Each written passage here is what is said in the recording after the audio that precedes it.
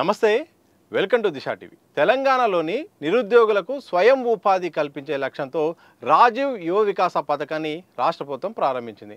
ఇందులో భాగంగా దరఖాస్తుల స్వీకరణ గడువు కూడా ఈ నెల 24తో పూర్తయింది. ఇక లబ్ధిదారులకు ఎవరెవరికి ఇవ్వాలి, అర్హులైన వారికి ఇచ్చే కోణంలో మాత్రం అధికారులు కూడా దానికి సంబంధించిన పరిశీలన కూడా చేస్తున్నారు. ఇక జూన్ 2 నుండి జూన్ 8 లోపు ఎవరైతే లబ్ధిదారులు ఉంటారో అర్హులైన వారికి మాత్రం ఆయా పత్రాలు కూడా ఇచ్చి యూనిట్లను కూడా కేటాయించబోతున్నారు. అయితే ఈ రాజీవ్ యువ వికాస పథకంలో భాగంగా ప్రభుత్వం మాత్రం ఒక కీలకమైన నిర్ణయం అయితే తీసుకుంది. అయితే ఇకపై ఎవరికైతే లబ్ధిదారులకు యూనిట్లు కావాలో వారికి మాత్రం బ్యాంకు లింకేజ్ అనేది మాత్రం తప్పనిసరి చేసింది. గత అనుభవాల దృష్ట్యా అలాగే ఈ యొక్క పథకం పారదర్శకంగా అమలు కావాలని, అలాగే గతంలో జరిగిన పరిణామాలు అలాగే సక్రమంగా పూర్తి స్థాయిలో విజయవంతం కావాలంటే మాత్రం కొన్ని సూచనల మేరకు మాత్రం ఇకపై ఎవరికైతే లోన్ కావాలనుకున్న వారో తప్పకుండా ఈ యొక్క ఆర్థిక సాయం కావాల్సిన వాళ్ళు ఉన్నారో వాళ్ళు మాత్రం ఇక బ్యాంకు లోన్ అనేది తప్పనిసరిగా తీసుకోవాలనే ఒక నిబంధన కూడా పెట్టింది. అంటే ఎవరైనా ఈ పథకానికి ఎంపికైనప్పటికీ మేము సబ్సిడీ కాక మిగతా అమౌంట్ మేము కట్టుకోవడానికి సిద్ధంగా ఉన్నామని చెప్పినప్పటికి కూడా బ్యాంకు లోన్ మాత్రం యాక్సెప్ట్ చేస్తేనే వారికి మాత్రం ఈ యొక్క యూనిట్లను కేటాయించే ఒక నిబంధన అయితే ఈసారి ప్రభుత్వం అయితే తీసుకుంది. ఇందులో ఒక చిన్న ఎగ్జామ్షన్ ఏంటంటే ఎవరైతే 50,000 లోపు ఆర్థిక సాయం సంబంధించిన యూనిట్ ఉందో వారికి మాత్రం మినహాయింపు ఇచ్చింది. ఎందుకంటే 100% సబ్సిడీ ఇస్తుంది కాబట్టి ఇక వారికి మాత్రం బ్యాంక్ లింకేజ్ అనేది అవసరం లేదు. కానీ ఇక 50,000 పైన అంటే లక్షలోపు 10%, అలాగే 2 లక్షలలోపు 20%, అలాగే 3 నుండి 4 లక్షల ఆర్థిక సాయం కల యూనిట్ల కోసం మాత్రం 30% బ్యాంక్ లోన్ అనేది మాత్రం ప్రభుత్వం ఖచ్చితంగా చేసింది. అంటే జరుగుతున్న పరిణామాలు పారదర్శకంగా అలాగే గత అనుభవాల నిష్ట ఏదైతే నిధులు డైవర్ట్ అయ్యాయి ఇక పూర్తి స్థాయిలో అమలు కాలేదు, చాలా లెక్కల వరకు పత్రాల వరకు ఉన్నా కానీ ప్రాక్టికల్గా చాలామంది కూడా సరిగ్గా వ్యవహరించలేదన్న కారణంతో ఈసారి మాత్రం బ్యాంకు లింకేజీ ఖచ్చితంగా చేసింది. ఈ రకంగా అయితే ఎవరైతే 50,000 పైబడిన వారు 4 లక్షల లోపు ఎవరైతే ఆర్థిక సాయం పొందే అర్హతను ఉన్నవారు మాత్రం ఖచ్చితంగా బ్యాంకు లింక్ అనేది ఇక ఖచ్చితత్వం కాబోతుంది. వారు మాత్రం ఇక బ్యాంకు దశల వారీగా ఎవరైనా మేము కట్టడానికి సిద్ధంగా ఉన్నామన్న చెప్పినప్పటికి మాత్రం బ్యాంకు లింక్ అనేది మాత్రం తప్పనిసరి చేసింది. ఇలా మొత్తానికి పథకాన్ని పూర్తి స్థాయిలో అమలు చేసే లక్ష్యంగా ప్రభుత్వం అయితే ముందుకేస్తుంది. ఇప్పటి వరకు అందుతున్న సమాచారం ప్రకారం మాత్రం 14 లక్షల పైన ఇప్పటికే 14 లక్షల పైన కూడా దరఖాస్తులు వచ్చాయి. అధికారులు మాత్రం ఇక 16 లక్షల పైన దరఖాస్తులు కూడా వచ్చాయని కూడా ఇప్పటికే ప్రాథమికంగా అయితే ఇక లెక్కలైతే చెప్పారు. ఇక 5 లక్షల వరకైతే 5 లక్షల మందికి అయితే మాత్రం ఆర్థిక సాయం చేసే ఒక ఉద్దేశంతో మాత్రం ఈ స్వయం ఉపాధి సంబంధించిన రాజీవ్ యువ వికాస పథకాన్ని అయితే సర్కార్ తీసుకొచ్చింది. ఇక స్క్రూటినీ ప్రాసెస్ కూడా నడుస్తుంది. చాలామంది కూడా ఆశలు పెట్టుకున్నారు.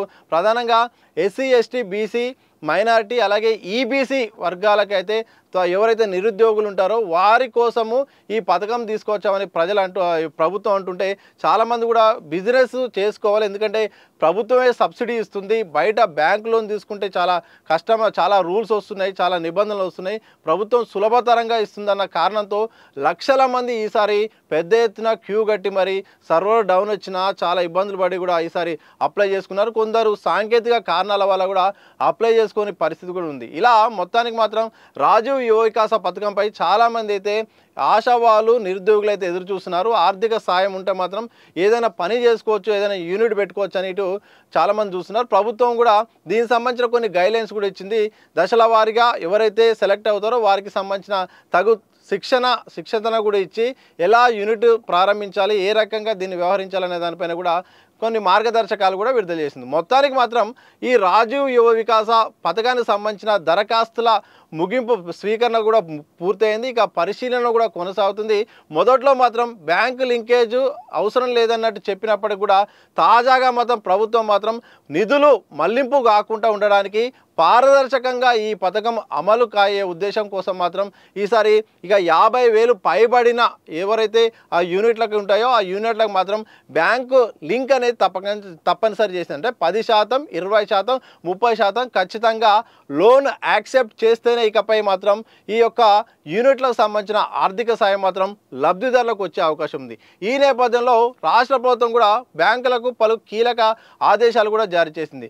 మీరు కనుక ఒక 1600 కోట్ల వరకు అయితే ఇస్తే మాత్రం మాకు కాస్త 5 లక్షల మందికి మాత్రం ఆర్థిక సాయం చేసే అవకాశం ఉంటుంది. ఆ లక్ష్యంతో బ్యాంకులు కూడా రుణాలు ఎలాంటి ఇబ్బంది పెట్టకుండా రుణాలు ఇచ్చేలాగా మాత్రం మీరు నిర్ణయం తీసుకోవాలని కూడా ఇప్పటికే ఆర్థిక శాఖ కూడా బ్యాంకులకు కూడా ఆదేశాలు జారీ చేసింది. సో మొత్తానికి రాజీవ్ యువ వికాస సంబంధించిన దరఖాస్తు గడువు పూర్తయింది. అధికారులు కూడా ఇక పరిశీలిస్తున్నారు.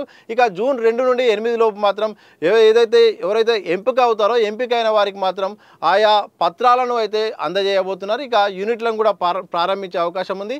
ఈసారి మాత్రం 50,000 పైబడి 4 లక్షల లోపు ఎవరైతే యూనిట్లకు సంబంధించిన ఆర్థిక సాయం పొందుతారో వారు మాత్రం బ్యాంక్ లోన్ యాక్సెప్ట్ చేస్తేనే, అంటే మాకు సబ్సిడీ వస్తుంది, ఆ సబ్సిడీ కాక మిగతా అమౌంట్ మేము కట్టుకుంటామని చెప్పినప్పటికీ ఈసారి మాత్రం అలా జరగకుండా బ్యాంక్ లోన్ యాక్సెప్ట్ చేస్తేనే, బ్యాంక్ లింకేజ్ ఉంటేనే ఈసారి మాత్రం వారికే ఈసారి ఈ యువ వికాస సంబంధించిన యూనిట్లు మాత్రం ఇవ్వబోతున్నారు. సో తీవ్ర పోటీ ఉన్న నేపథ్యంలో మరి ఎవరెవరికి ఇస్తారనేది మాత్రం ఒక కన్ఫ్యూజన్, ఒక సమస్య మాత్రం ఉంది. ఎందుకంటే చాలామంది పార్టీ సంబంధించిన కార్యకర్తలకే వస్తుంది, చాలామందికి వాళ్ళకే ఇచ్చే అవకాశం ఉందని పెద్ద ఎత్తున చర్చ జరుగుతుంది. మరి పార్టీ సంబంధించిన కార్యకర్తలకు ముందు ప్రాధాన్యత ఇస్తారా, లేకపోతే అర్హతలను బట్టి అక్కడున్న పరిస్థితులను బట్టి న్యాయపరంగా ఇస్తారనేది మాత్రం ఒక డౌట్ ఉంది. చూడాలి. మరికొద్ది రోజుల్లో ఈ విషయంలో మాత్రం క్లారిటీ రాబోతున్నది. ఏదేమైనప్పటికీ నిరుద్యోగులకు నిరుద్యోగులు మాత్రం ఈ రాజీవ్ యువ వికాస పథకం కోసం అయితే ఎదురు చూస్తున్నారు, చాలా ఆశలు పెట్టుకుని ఉన్నారు. మరి ప్రభుత్వము ఎంతమంది కల్పిస్తుంది, మరి ఏ రకంగా ముందడుగేస్తుంది, ఇది పూర్తి స్థాయిలో ఫీల్డ్ లెవెల్లో ఎలా ముందుకెడుతుందో మాత్రం తెలియాల్సిన అవసరం ఉంది.